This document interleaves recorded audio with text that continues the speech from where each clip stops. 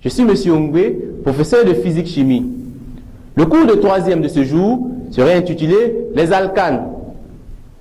Il s'agira dans ce cours de connaître la définition d'un hydrocarbure, la définition d'un alcane et de familiariser avec quelques alcanes. Un hydrocarbure est un composé moléculaire constitué uniquement d'atomes de carbone et d'hydrogène. Donc, quand tu prends la molécule d'hydrocarbure, tu as uniquement les atomes de carbone et les atomes d'hydrogène. Comme exemple d'hydrocarbure, nous avons C2H2, CH4, C3H8, C6H6 et bien d'autres. Dans la grande famille des hydrocarbures, nous avons la famille des alcanes. Donc, un alcane est un hydrocarbure qui a pour formule brute générale CnH2n plus 2. N représentant le nombre d'atomes de carbone. Étudions à présent la structure des 4 premiers alcanes. Pour le premier, on a N égale à 1. Formule brute CH4. On a la formule semi-développée et le nom c'est le méthane. Le deuxième, donc N égale à 2. Formule brute C2H6. On a la formule semi-développée et le nom c'est l'éthane. Le troisième, N égale à 3. Formule brute C3H8. On a la formule semi-développée, la formule développée et le nom c'est le propane. Et enfin le dernier, N égale à 4. Formule brute C4H10. Nous avons la formule semi-développée et les formules développées. Le nom c'est le butane. J'aimerais revenir sur le dernier, C4H10. Tu remarques avec moi que pour ce composé, on a 2 formules semi-développées et 2 formules développées.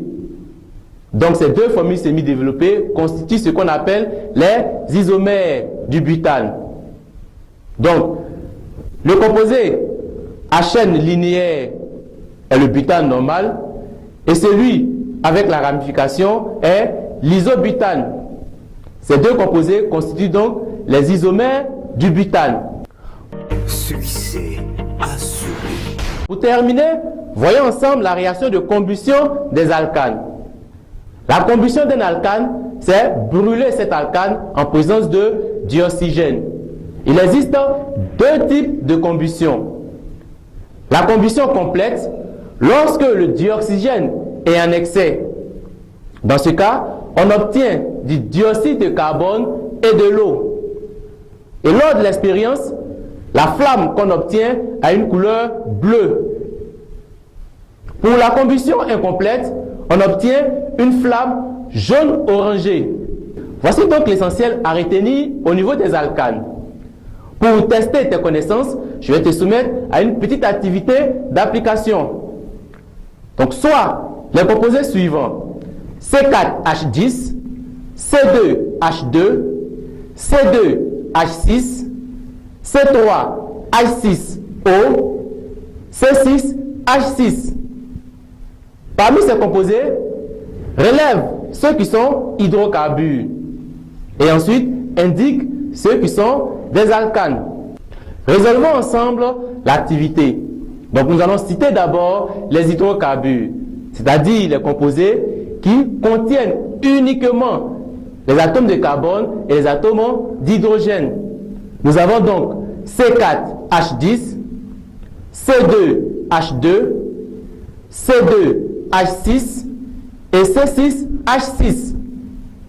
Concernant les alcanes, nous allons identifier les composés qui respectent la formule brute CnH2n plus 2. Nous citerons alors C4H10, C2H6.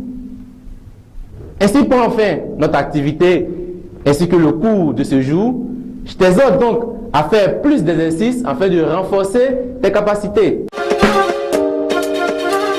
Succès assuré.